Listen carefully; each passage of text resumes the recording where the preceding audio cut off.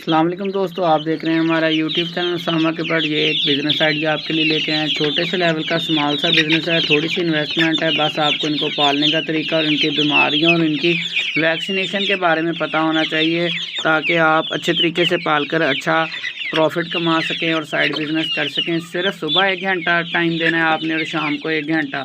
बाकी आपका सेटअप ऐसा होना चाहिए कि आपको इनकी ज़्यादा केयर ना करनी पड़े। हमारी लॉन्ग वीडियोस वॉच करें ताकि आपको मुकम्मल रहनुमाई मिल सके कि इनको पालना कैसे है। शुक्रिया।